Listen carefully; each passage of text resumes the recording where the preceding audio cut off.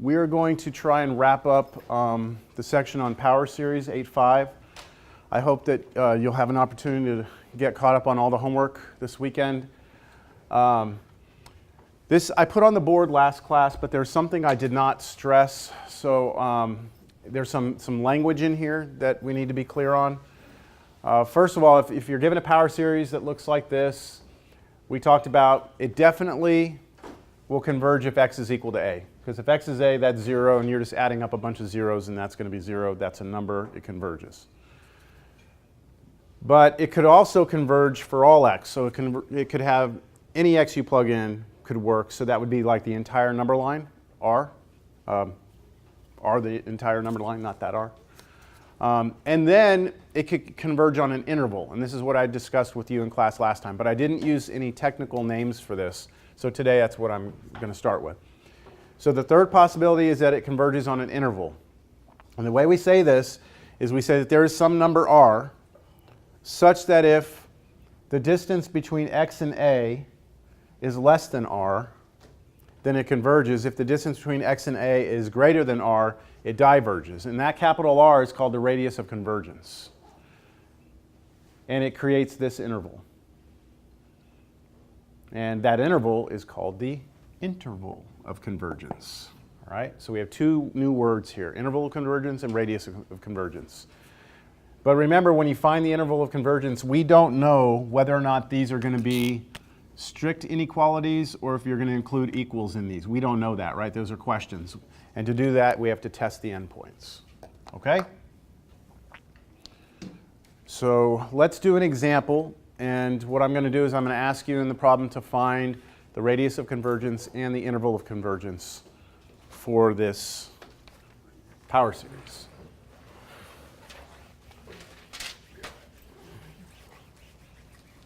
And this will probably be the last example I do in this section, and then we're going to move on.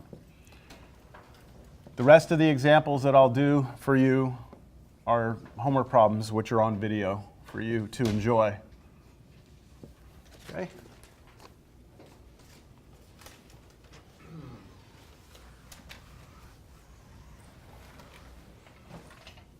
Okay, here we go. Find capital I and find capital R. So what I mean by this is find the interval of convergence. And for this, I mean find the radius of convergence. Now we talked a little bit about this capital R last time, so I want to see if you remember this. Remember there's three possibilities here? X equals a, the entire number line, or an interval, right? So what if our answer is just x equals a? What do you think my radius of convergence is if my answer is just a single point on the number line? 0, good. The radius of convergence here would be 0 because there is no distance, there is no interval. The width of that interval is 0. So the radius of convergence somehow measures how wide your interval is, all right? Now, if I have, what if we get that it converges for all x? That means it's every point on the number line, right? What would your R be? You remember? Infinity.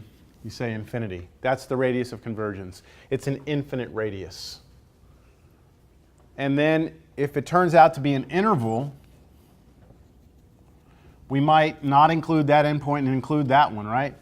The radius of convergence is actually not the length of this interval, it's the length of half of it. Because you remember the radius of a circle is like from the center each direction? Same thing. You have like an A here, and then if this is A plus R, right? And this is A minus R. So you add some R to it, which is this distance. That takes you to here, and you subtract it, and it takes you there. Does that make sense now a little more? Okay. I was so confused watching you when I was doing homework. Yeah. I kept asking for the radius, and I was so lost. I was watching your video. Okay. Yeah, that's why I needed to start with this today, because I knew that there were going to be some problems that wouldn't make sense. Gotcha. So, okay, we good? All right, now, for this, I'm going to start with the ratio test, right? So my ratio test, I need to find a limit as n goes to infinity of this with n plus 1 plugged in.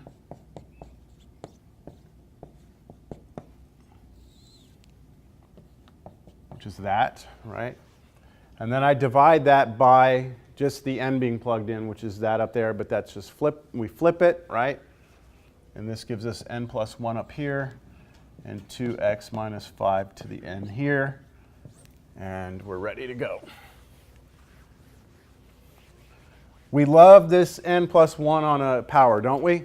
Because it always allows us to peel it apart. And that's what makes the ratio test so great, is because you a lot of times get that cancellation to happen. So I'm going to write this. I'm going to try and cut down on time here. Above this, I'm just going to write it what this is. This is 2x minus 5 to the n times 2x minus 5 to the first power, right? And then you'll see that this would cancel here with this one. So anything else cancel? Nothing else goes away, right? So I'm going to write it like this. I have an n left over right here. I have an n plus 1 below it. I'm going to separate that from the stuff that doesn't have n, which is the 2x minus 5 absolute value. Oh, and I need this to be less than 1, don't I? Okay, I need this to be less than 1. Let's take a limit now. And what is this limit? Infinity over infinity. L'Hopital wants 1. And so at the end of this whole thing, here's what I've got. I've got that 2x minus 5 still there, right? In an absolute value. I don't need the parentheses around the 2x minus 5. I don't need to write limit anymore, right? That's what I've got. Okay. Now, if you look back on the note I just put up on the board, case 3, we said that if you get x minus a less than capital R, then capital R is your radius of convergence, right? Right now, I do not have exactly x minus a. I have 2x minus 5. I need it to just be a 1 right here in order for me to figure out what R is. So what I'm going to do is I'm going to factor a 2 out of that, which I'm allowed to do, right? When you pull a 2 out, you have to pull the 2 out of the 5 also. Since it's not there, you write that as 5 halves. We agree? Now that 2 can come out of the absolute value, because you're really just doing this. Absolute value of 2 times absolute value of 5 minus, or 5 over 2, like this. So you're splitting this into 2 absolute values like that. The absolute value of 2 is 2, right? There's no worrying about signs there. And now divide both sides by 2.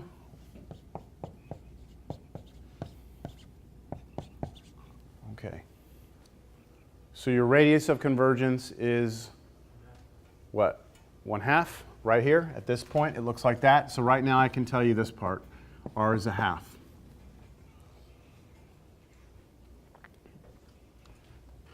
How do I find my interval of convergence?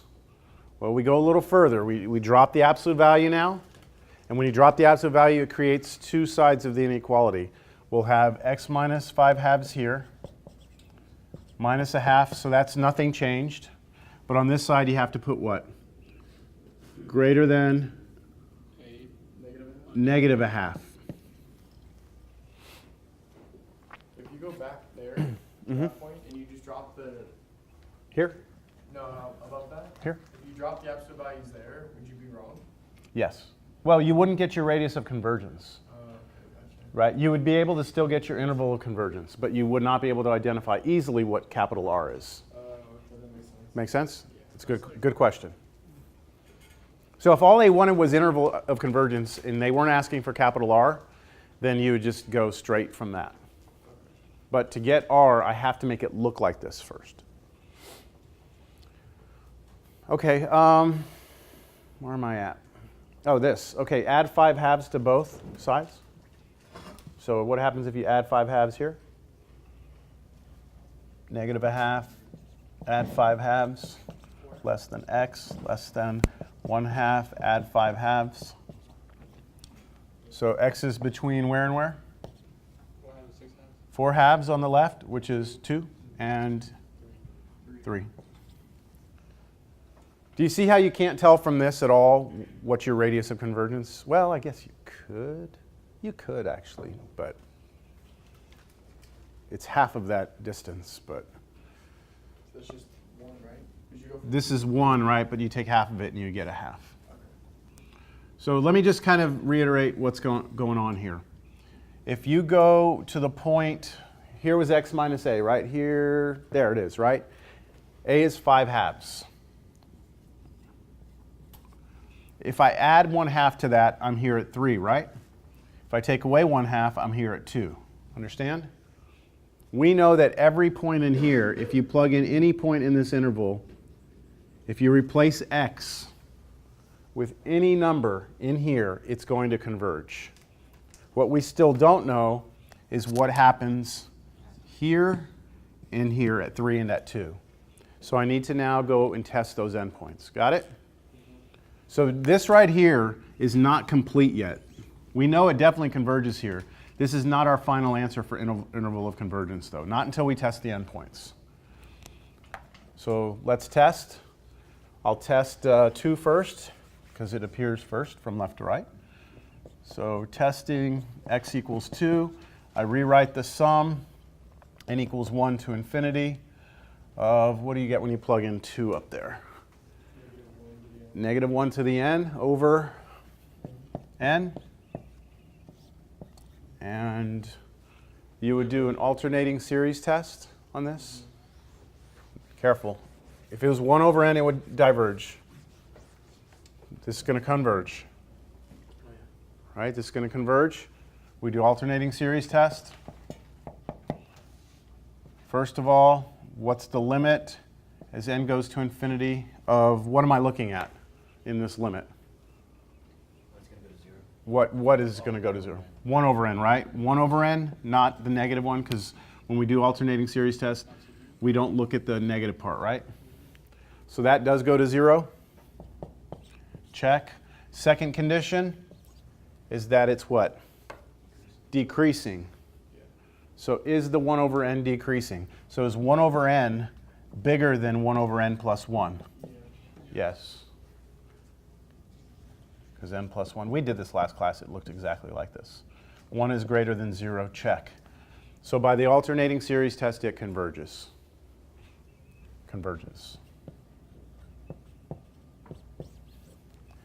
When x is 2, it converges. That means back here in my picture, I know that if I include 2, it's going to converge, right?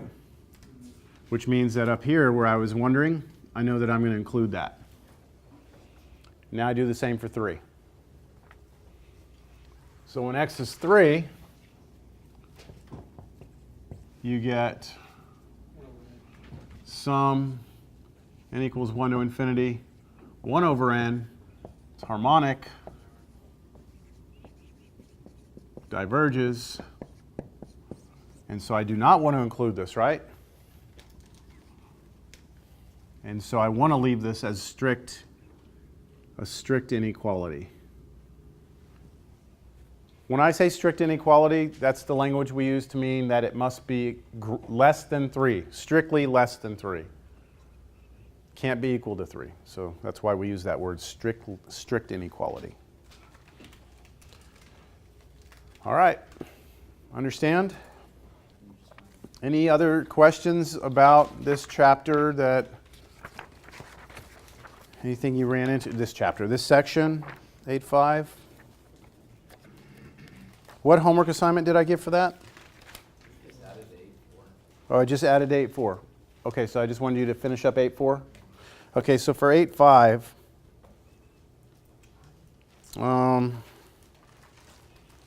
3 through 21 odds. 3 through 21, page 469. 468 is where it starts.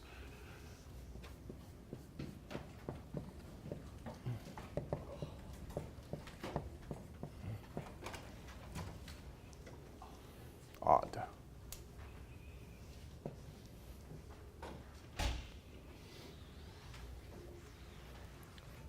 Are you all ready to move forward?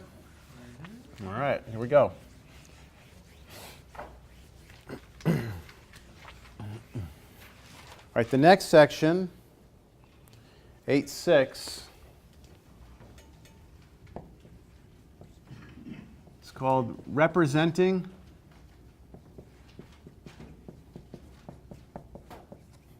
functions as power series. So this is a lot different right now than anything that we've done. In this sense, last class I tried to convince you that if we have a power series,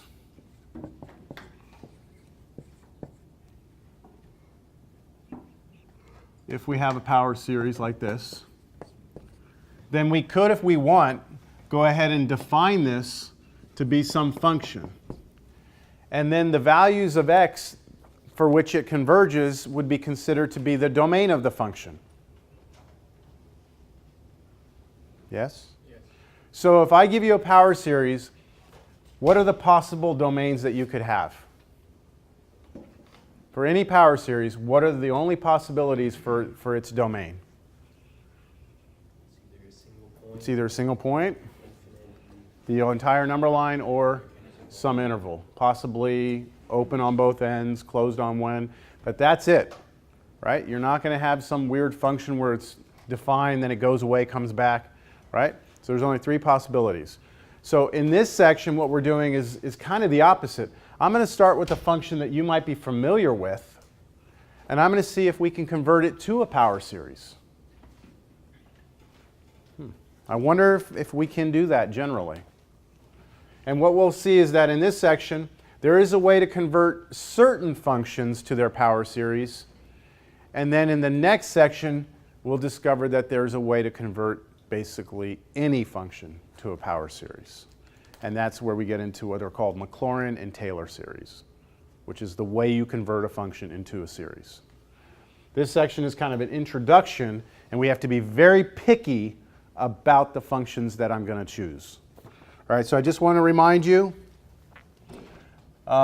recall from last class, that if I define a function f of x to be equal to the sum n equals 0 to infinity of x to the n, that this should converge or diverge, you tell me.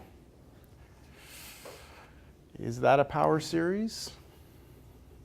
Does it look like this? C sub n, x minus a to the n, sum n equals 0 to... This is the first one I showed you, right? And we said that that looked a lot like the geometric series.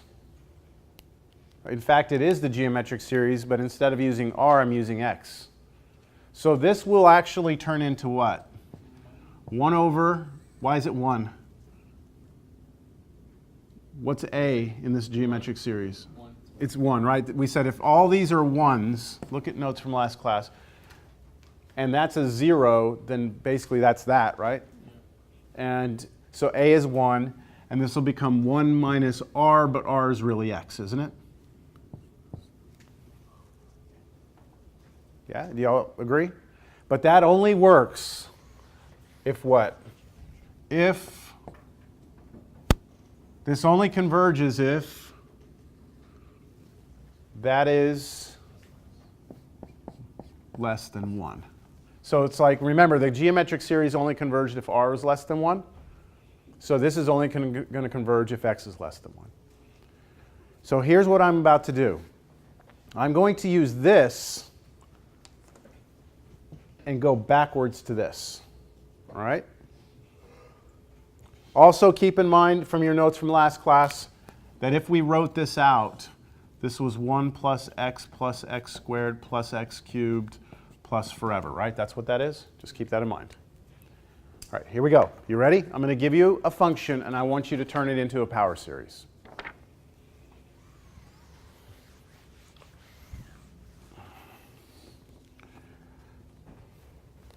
Example. Express as a power series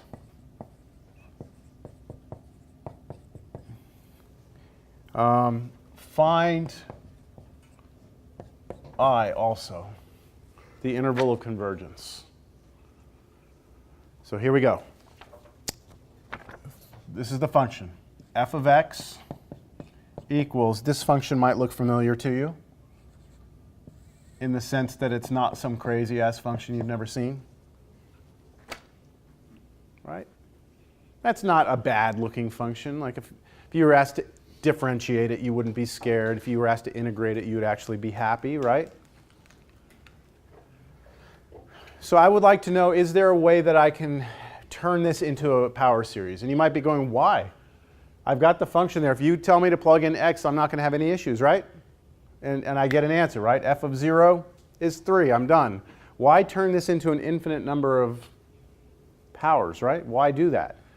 Well, what we're really trying to do is motivate the idea that certain functions are fine if you leave them alone.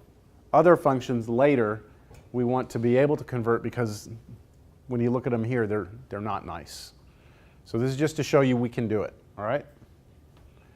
So I'm going to be using exclusively here what I had on the board a second ago, which was this.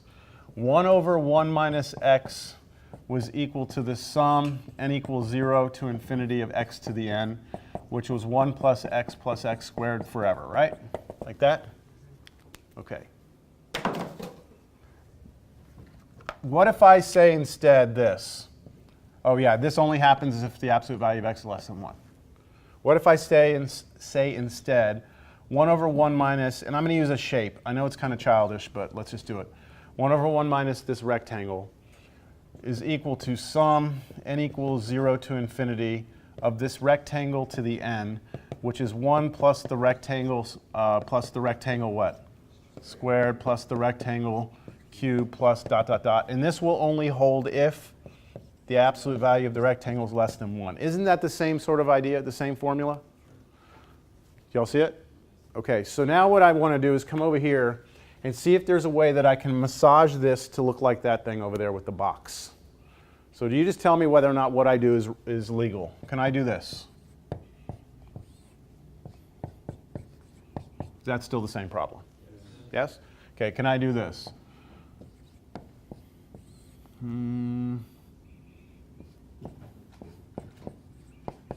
Is that the same problem?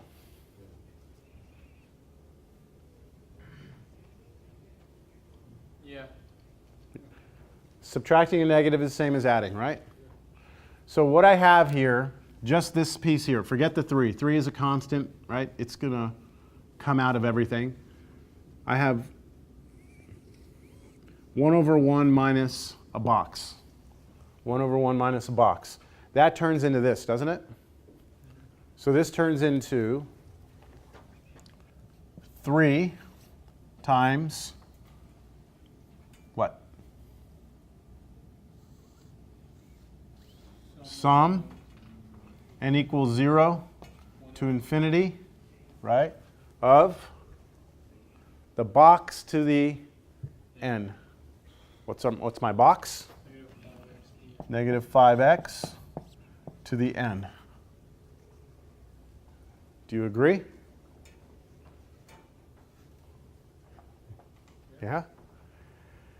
And this only works, right? I can only go from here to here if what? If what's less than 1? The absolute value of the box is less than 1, right? This is true, I'm going to put underneath this, if the absolute value of negative 5x is less than 1,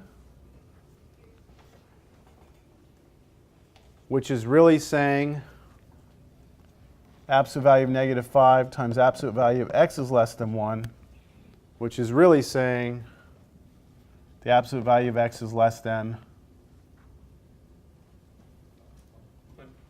1/5. You all following me? Which is really saying that x is between positive 1/5 and negative 1/5. Do I need to check endpoints? Tricky here. This was a geometric series. Wasn't this strict inequality on a geometric series? Like if this was 1, then I would, if x is equal to 1, this is 1 plus 1 plus 1 squared plus 1 cubed plus 1. So you get 1 plus 1 forever, right? Which would diverge. So because this is a geometric series, we do not need to check endpoints. This is a strict inequality on both of these. Are you satisfied with that? And it would be easy to check even if we had to. If I put in 1/5 here, what would I get? I get -1 to the n. So you get like -1, so +1, -1, +1, plus, and that would diverge, okay? If we plug in -1/5, this would be 1 to the n, and there you're going to get 1 plus 1 plus 1 plus 1 forever. That's going to diverge. So both of these edges will diverge, but you don't have to check it when you're doing this. We have to check it when we do ratio tests, though. Okay, y'all okay with this? I'm not done, because I just want to, this is one way to represent this. What I'd like to do now is I'd like to actually maybe bring that 3 in there, just because I'm going to write out the first few of these. Okay? All right, let's start plugging in values of n. So what if n is 0?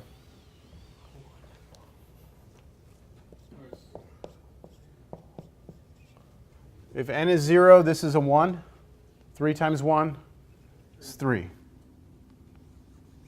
Okay, plus, now let n be 1. And what would you get? -5x times 3?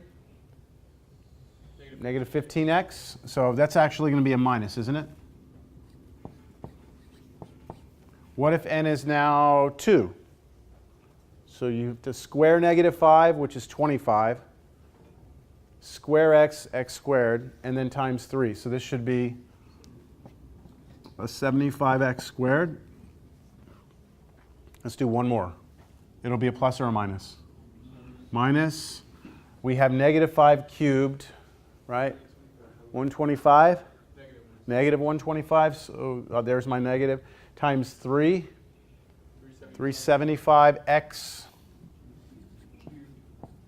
cubed, and then plus ... It's going to keep going, right? I've written out the first 1, 2, 3, 4 terms of the power series. So what does this mean? All right, what does this mean? Let me try and explain what we're saying.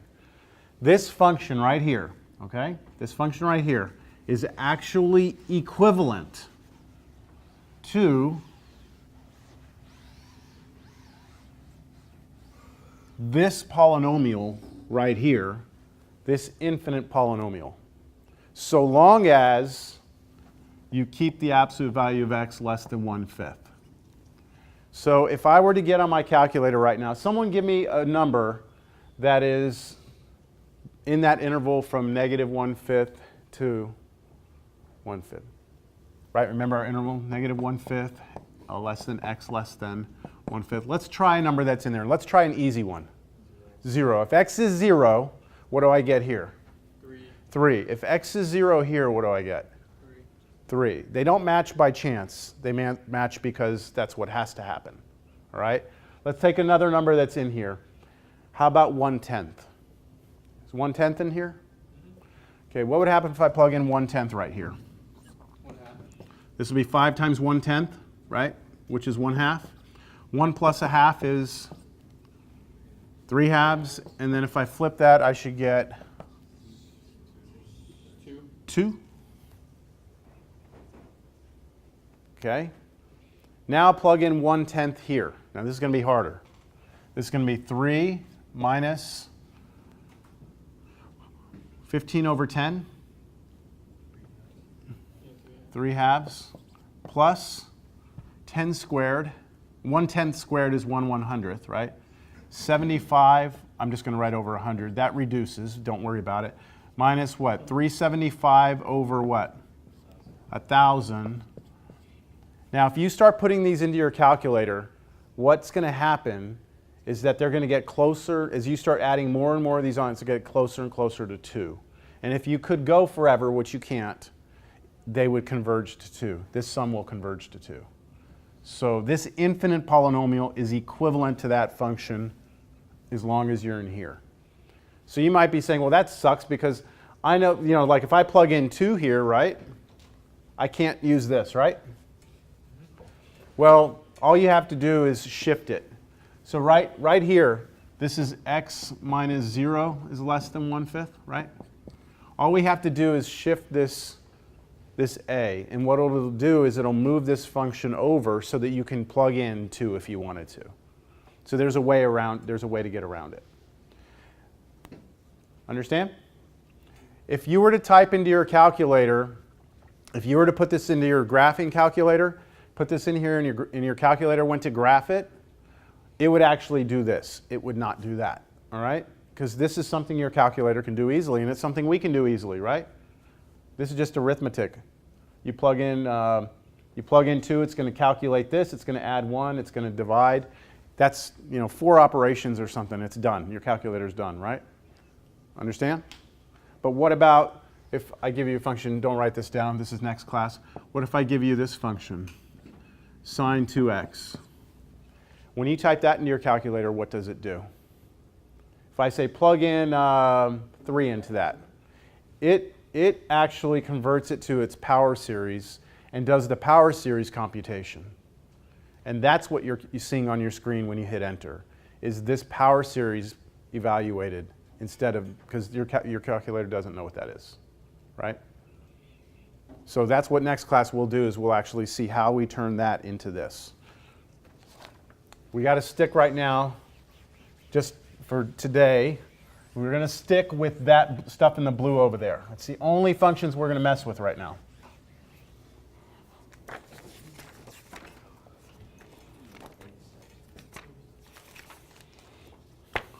Okay, let's do another one. How about express as a power series 5 over 4 plus 3x.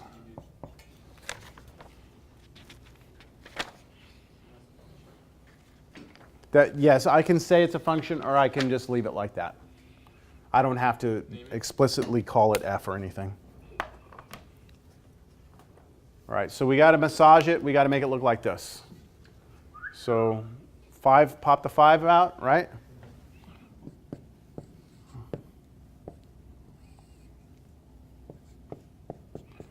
For those of you who go on and do like more math classes, engineering, you'll see something like this, and all of a sudden on the next line you'll see this infinite polynomial. And you're like, what the? This is exactly what's happening. They're not telling you that they went to a power series. You have to understand that's what happened. You know how when you're reading through problems and you look like, how did they get that line from that line to that line? This is one of those things that happens in a book where you're like, what happened? The idea is that you understand that it went to a power series. All right? You're supposed to know that that's what's going on. All right, what's next? Take out 4.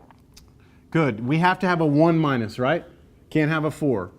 So I'm going to have to write this as 5 times 1 over, when I factor a 4 out, I'll be left with 1 plus what? 3/4 x. Okay, what can I do with the 4? Slide it out, right? And then what else? Change it, what do you mean it? Okay, change that plus to a minus minus. Okay, so I'm like this. Like that. We good? Does that look like this? Yeah. Yes. So I'm ready to go and say that this is going to be 5/4 times summation n equals 0 to infinity of the thing in the box, which is negative 3/4 x to the n. Don't forget the n, okay? People will forget to put the n power on there. And that's only going to be true when? It's less than 3/4. When negative 3/4 x absolute value is less than 1. Which really means the absolute value of x must be less than 3/4 x. 4/3. 4/3. You got to move to the other side. Oh, okay. Multiply both sides by the reciprocal. Which I asked for the interval, right? So let's just go one more step on this. Negative 4/3 less than x less than positive 4/3. That's my interval of convergence.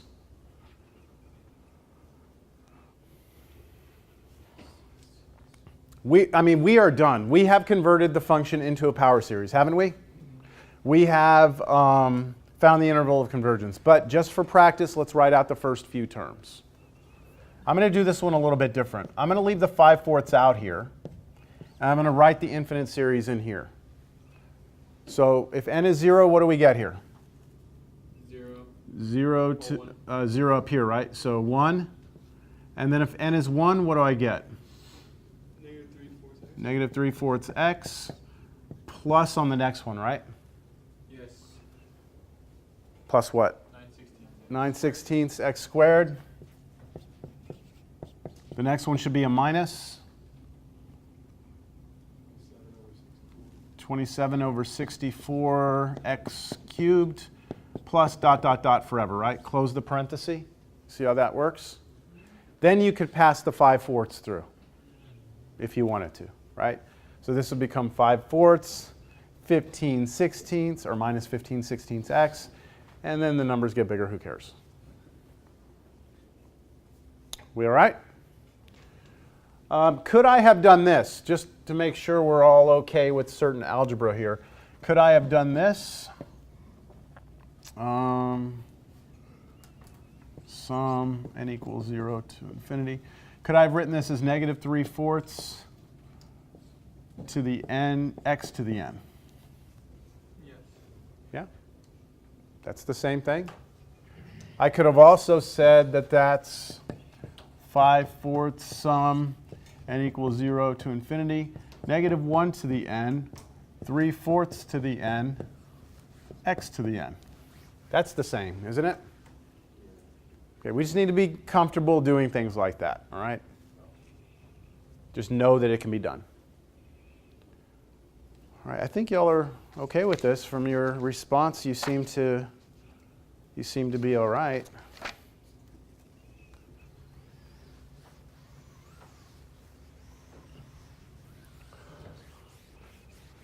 Okay, so here, let's look at this next note. We're going to shift gears just a little bit here. Power series. Differentiation.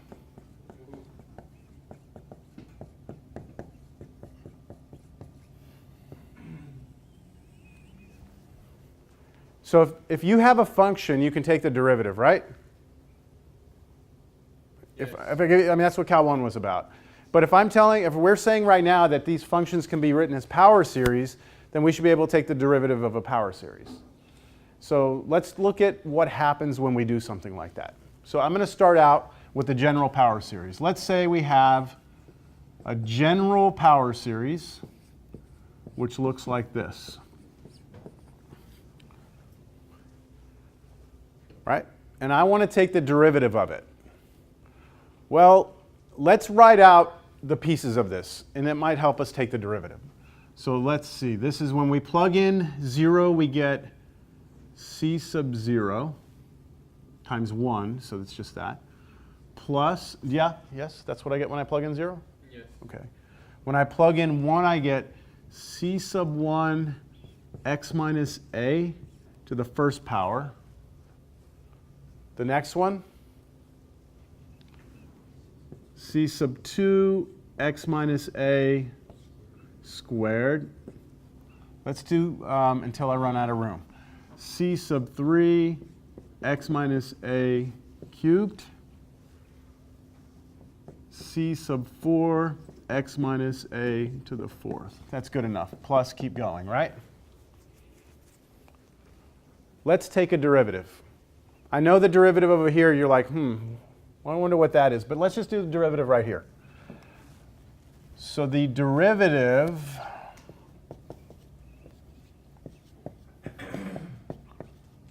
with respect to x, the way I'm going to write that is as follows.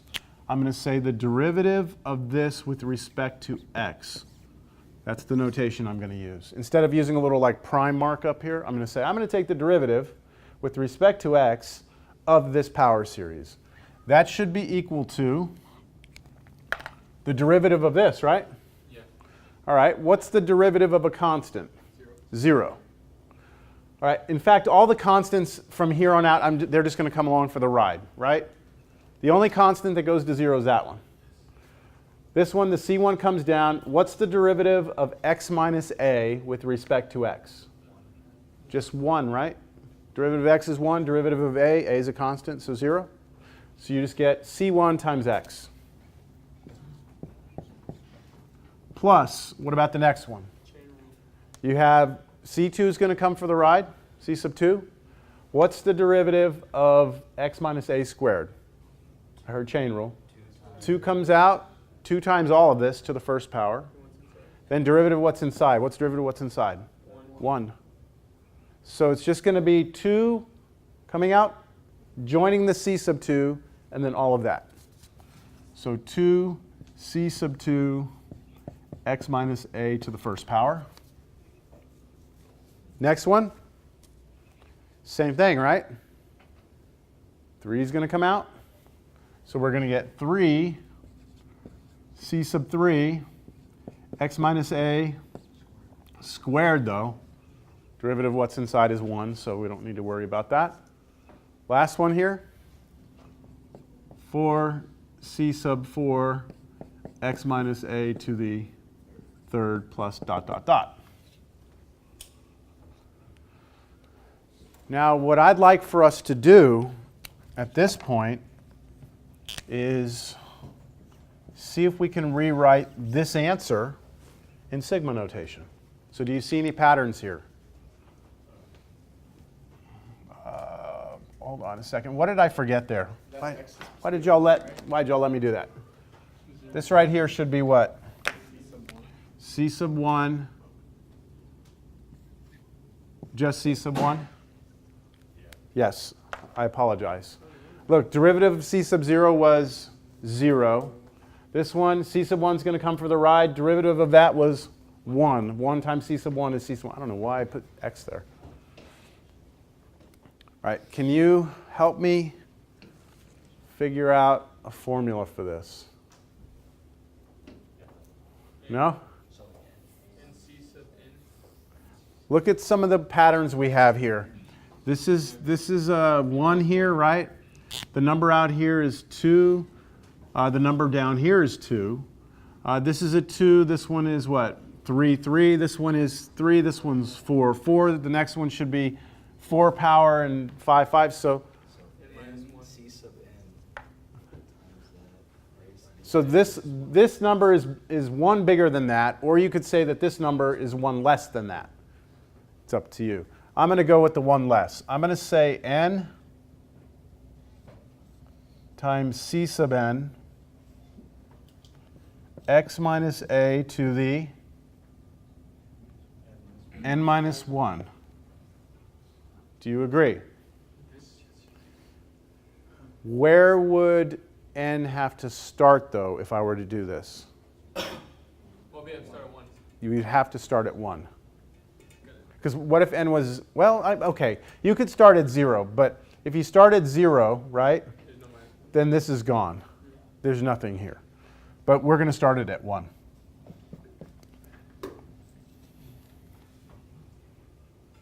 Do y'all follow that this is going to work? Try it out. If n is 1, what do we get? 1 c sub 1. 1 minus 1 is 0. Anything to the 0 is 1, so that's going to give us this one. If n is 2, we get 2 c sub 2, subtract 1. That's it right there. Got it? Yes? But hey, check this out. This is actually kind of cool. I don't have another marker color here. It's okay. Is there any other colors around? No, there's nothing else.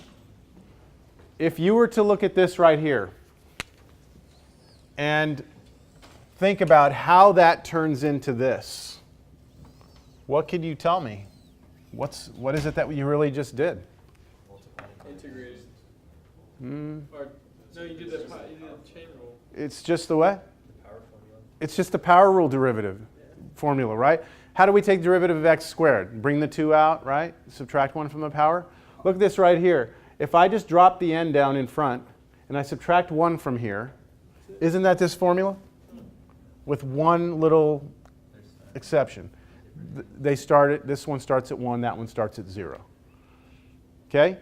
This is what we call here term by term differentiation. Term by term. Meaning when you take the derivative, you do a term by term differentiation. You can do that because it's addition between the terms. So you just do derivative of each one. But sometimes it's faster for us to just use the formula and just go from here to here. Okay? Yes? So like sine, if we were to do with the sine, you get cosines, power series. Yes. Mm-hmm. And e to the x, You just get it again. you get it. The same thing. You want a sneak preview? I can give you a sneak preview. Yeah, I'll give you just a real quick sneak preview. I have not told you this. This will come next class. E to the x, if you convert it to its power series, is 1 plus x squared over 2 factorial plus x cubed over 3 factorial plus x to the 4th over 4 factorial plus forever, which is actually sum n equals 0 to infinity of x to the n over n factorial. So let me just check this real quick. If n is 0, what do you get? 1 over, what's 0 factorial? 1. So you get 1 over 1, that's 1. If n is 1, you get x to the first power over 1 factorial. 1 factorial is 1, so you just get x. All right, if n is 2, you get x squared over 2 factorial, x to the third over 3 factorial. Keep on going, right? So Do you see it now? with that, that's just e. What's that? So when we were messing with that, that's kind of just e. This is just e, yeah. You don't know it, but that is e, yeah. That's e to the x. Yeah, that's e to the x. So check this out. What's the derivative of e to the x? It should be itself, right?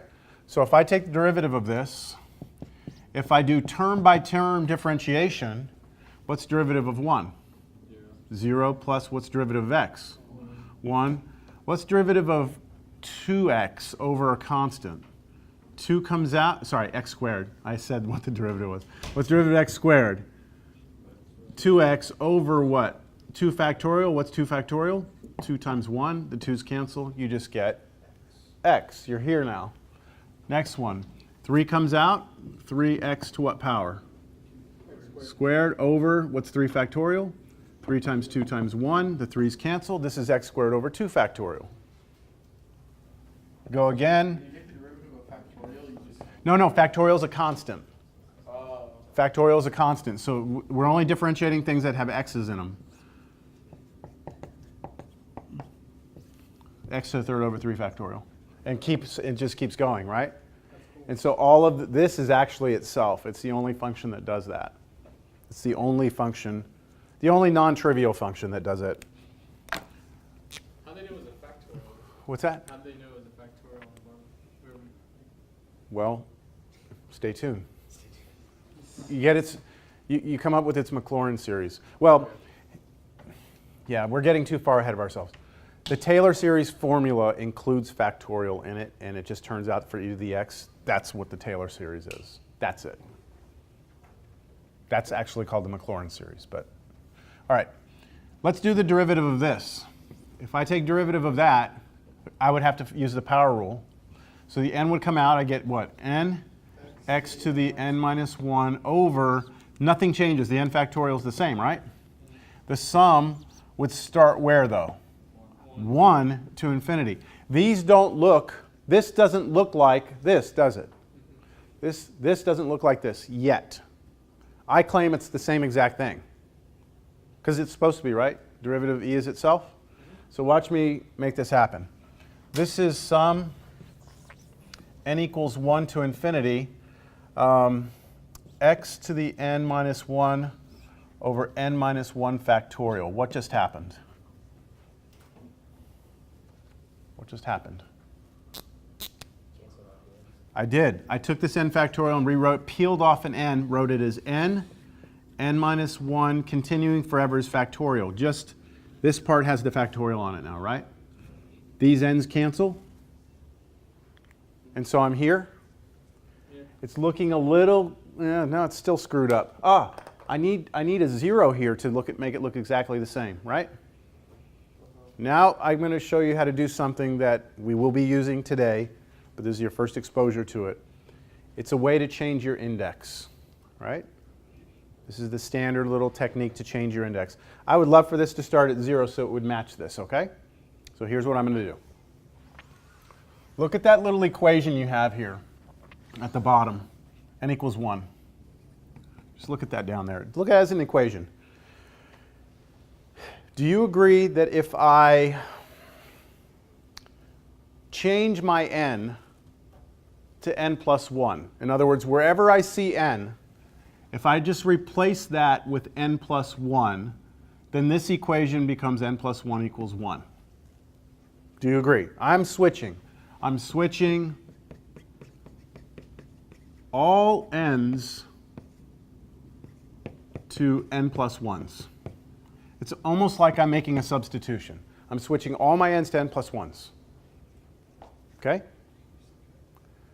Then if I subtract 1 from both sides, I will get n is 0, right? So this right here, n equals 1. If I switch all my n's to n plus 1s, this turns in n equals 0. But you have to do all the n's. So what did I do? I did x to the, I switched this n to what? N plus 1. What's n plus 1 minus 1? N over what's n plus 1 minus 1? N factorial. So it's the same. Now, if you don't believe it, if you were just to write this out, the power series, just write these out, it would match those exactly. So you verify it for yourself. All right. Differentiation, term by term, or you can use the shortcut formula. Will it always work? Yes, you just have to be careful.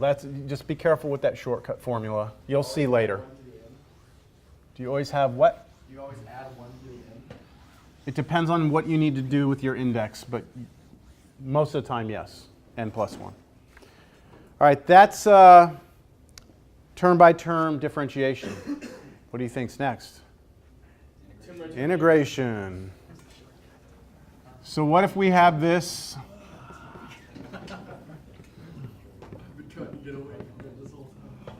Integration. Integration.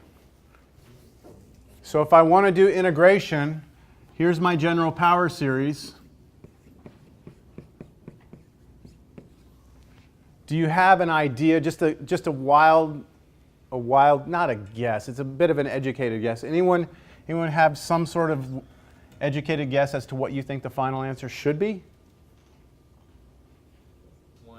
C sub n plus 1. Mm-hmm. Close? How about this? Do you think the power is going to come up by 1? Yeah. Okay. And remember, C sub n is a constant. Just ignore it.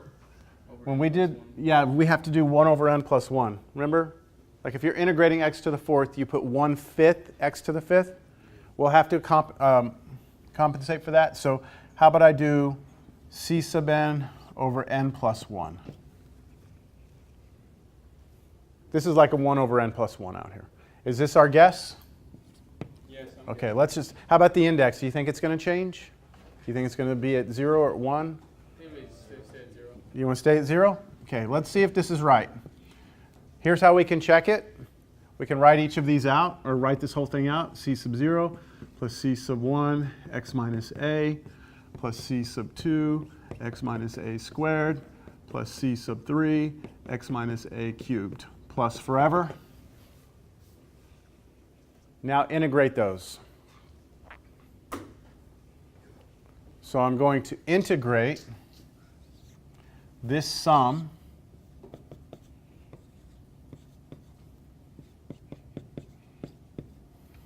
with respect to x, right? That's what I'm doing? What's wrong? X minus 2. Yeah, I did. I got a little ahead of myself there, didn't I? It's supposed to be x minus a squared. I'm prone to more mistakes towards the end of the semester. A little disclaimer. I'm already thinking about summer. We'll think about that. Yeah, us too. I feel you.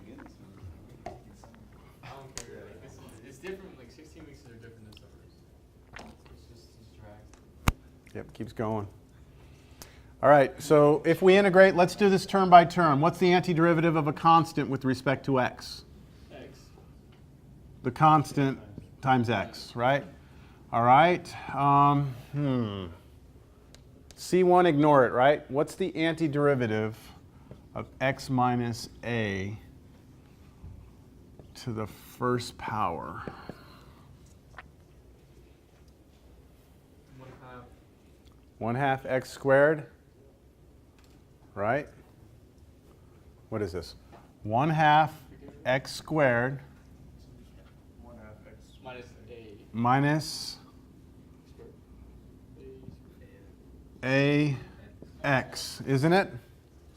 You see it? Do y'all agree with that? That's the antiderivative of that? So how about I write it this way? Oh, and what constant was in front of all this? C sub 1. So I'm going to put C sub 1 times 1/2 x squared minus ax, like that, right? Next one. Done. 1/3.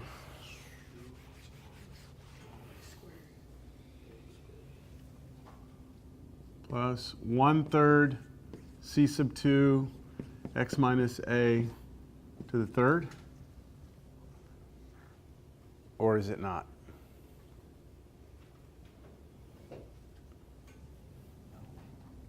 Okay, c sub 2, let's do it. C sub 2, I'm integrating x minus a squared dx, right? That's what I'm doing?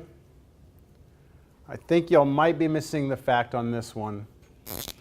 This, I could just do a basic u sub, right? Call that u. What's du? dx, 1 dx. So this is really going to turn into u squared, du. Antiderivative of u squared is 1/3 u cubed, right? Replace u with this, and you're at here, right? In fact, could we have done that when this was 1? Yeah. And that would have been what? 1/2? Right? Okay.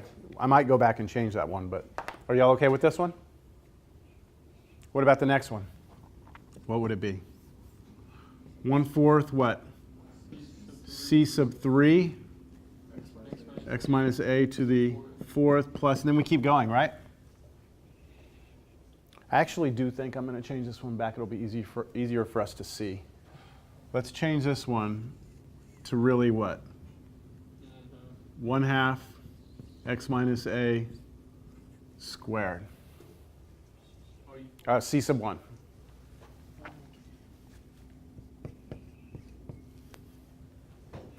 But when you integrate, right, every single time you integrate, don't you get a constant?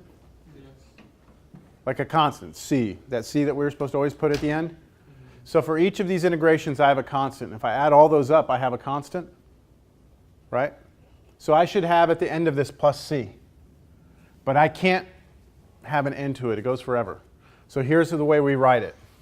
We're going to have that this is equal to capital C plus c naught x plus c 1/2 c1 x minus a squared plus 1/3 c sub 2 x minus a cubed plus 1/4 c sub 3 x minus a to the 4th plus dot dot dot. Is that the formula you thought it was going to be? I don't remember what your formula was. You thought it was going to be sum n equals 0 is what we said, to infinity, c sub n over n plus 1 x minus